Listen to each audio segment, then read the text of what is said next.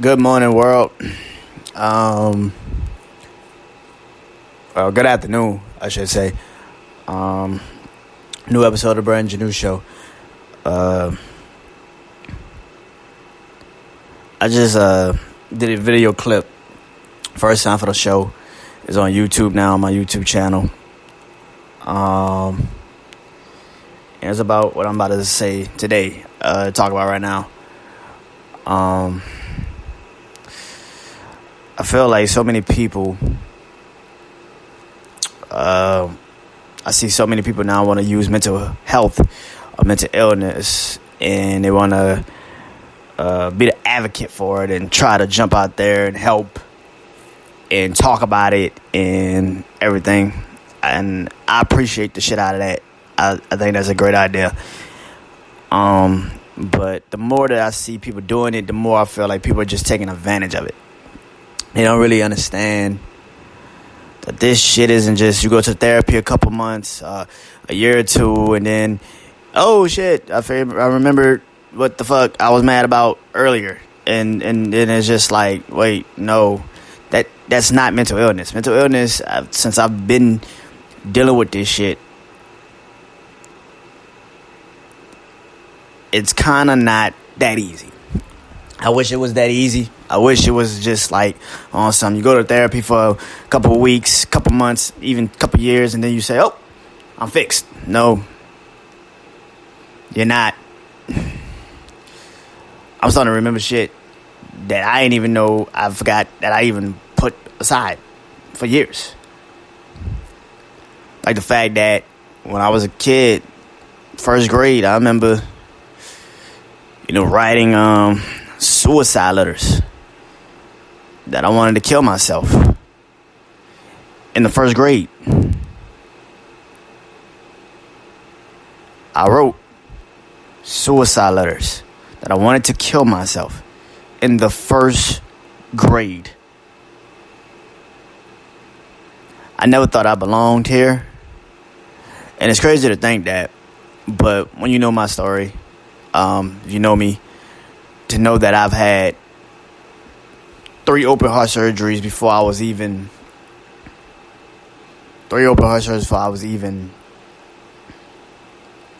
able to walk, fully remember people, fully remember names. I didn't really know my mom's name for a real name until maybe I was 6. I was in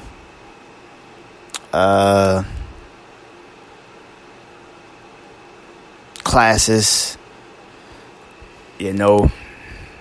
all day because I couldn't keep up with other kids in other classes. I've had teachers come in and sit with me just so I could understand language, like what I was doing in class. I don't, so when I hear people used to be like, oh, Shaw Yellow school bus. I actually was on a Shaw Yellow school bus. I took it to school. It's crazy that I put that shit so far away that I'm starting to realize it as I'm talking right now. I was in classes. I was in classes all day. Didn't move, didn't leave. Went to PE, but had to come back to that class. Like, that's just my learning disabilities. That's just my learning disabilities. We never even thought about my mental. Never even came up. Never even thought about it. Never even had a conversation about it. That's just my mental. That's just my physical learning disabilities. I didn't know I was mentally ill until maybe my sophomore, maybe junior year in high school. That's when I probably started going to therapy.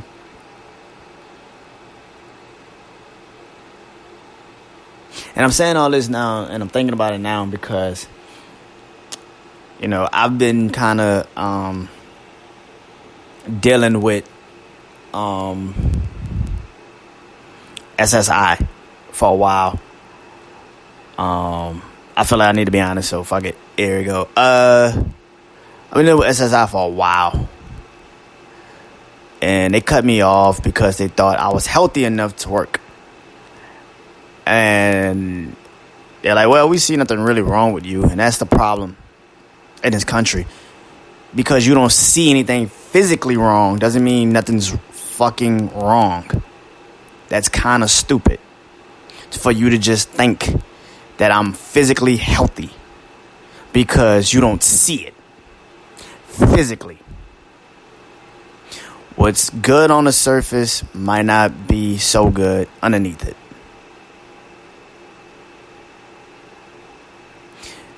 I hear people always say, check on your mentally ill friends, check on your mentally ill friends. But can you? Can you physically come in with a clear mind? See, this is why I titled this that. Yes, checking is great. The people that make you laugh is, they probably really are going through a lot. You know, some comedians always say, I got into comedy because I was going through a lot of shit. And making jokes and cracking up with people made me feel better. And it kind of got me into good places. But after you leave, that's why so many comedians and, people kind of commit suicide and take pills and do all this shit because I'm funny to you. But when you get to know me outside of that shit, or maybe you never got to know me because I'm so easily aware of putting up a wall, which I do a lot. I'm so easily aware of me putting up a wall, you might not even see the signs until you get that call and say, your friend has passed away.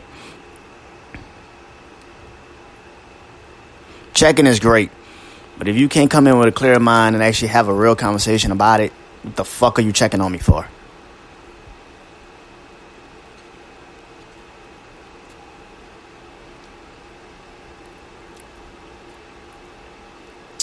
I started going to therapy at 17. And crazy as it is, my first time ever going to therapy really wasn't even for me. That's the crazy part. I went it was a family therapy session. And it wasn't even for me, it was for my sister. I remember me and my brother sitting in the hallway, sitting in the waiting room. I just called my mom and told her about this. I remember that. I just remembered that. I remember that we went, and me and my brother sitting in the hallway, and I think they told us to come in at the last second, and I think my brother was talking, and my therapist looked at me and was like, what about you? What do you have to say? I looked at my family, and at that time, you just didn't open up. You didn't talk. You don't say shit. Even at that time. That's just the way it was. And I think that's why I'm so closed off. And I like being an introvert. I don't like it, but that's the only thing I know. I'd rather keep myself, my situations, my problems to myself before I go sit down with my own family and have a conversation, because sometimes my family is not able to have that conversation with me. And not all my family, but most of them.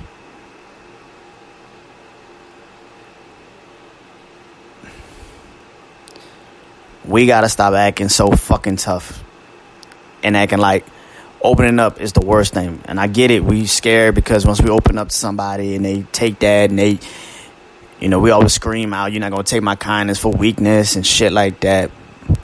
Or maybe somebody just want to really talk to you and have a conversation with you and see where you at mentally.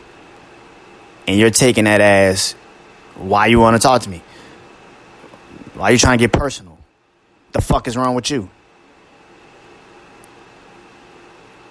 And that's what hurts us every fucking time. We can't open up.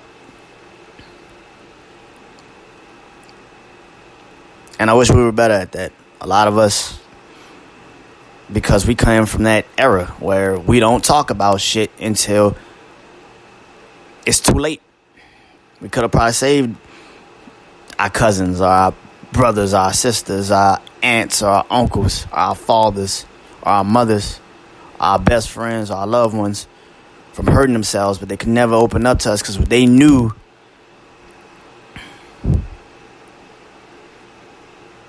we could never have a real conversation. Mental illness is not some shit you just wake up and get. Maybe if you're doing drugs, maybe. But I think even if you're doing drugs, I think you've always been mentally ill. I think you've always had that, because why do you need that to take pain away if you never really knew what pain was?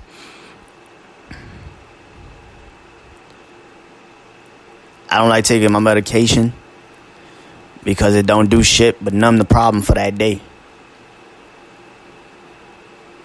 And for all of the shit that I have wrong with me, I didn't know I had depression and anxiety.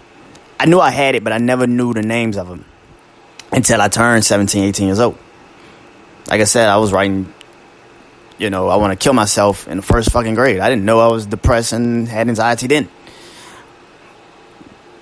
Then later on in life, a year later, I found out I had autism and I had borderline bipolar. It's like, wow, that shit's crazy.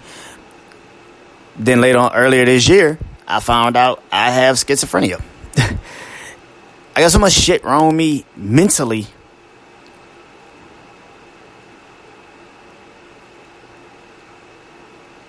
that I never knew, because I was always focused on my physical.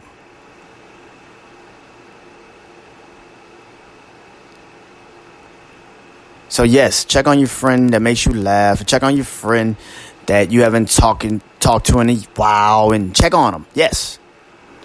But if you're not ready to literally have that open conversation and say, I'm here, let's talk,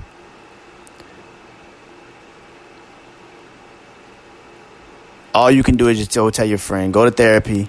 If you need me to come with you to make sure you go, I'm there. If you physically can't have that conversation with that person. Not everybody has to be a therapist, but everybody has a mind, and I hope you have a clear one when you have conversations with your family, your friends, your loved ones, your significant others. I really do.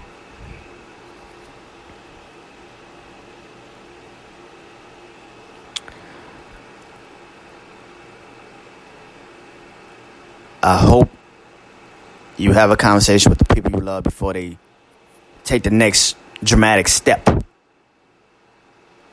And you're at the funeral screaming, well, I didn't see it. You did see it. You saw the signs. But you never checked on them. Because to you thought that was a joke. Or when your family tell you, not him, because he's the crazy one. Or he's the one that could go off at any second. Why is that? Y'all never asked them.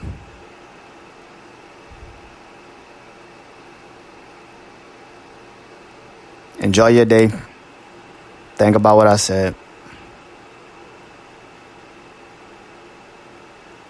Hope y'all have a good day. And check on your friends, but also have a conversation with your friends if you think something's wrong.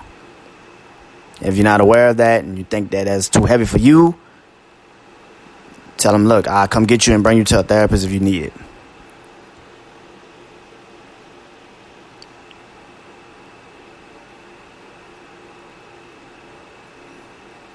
This has been a Brandon Janeau show. Go you can follow me on YouTube channel, same thing, Brandon Janeau show.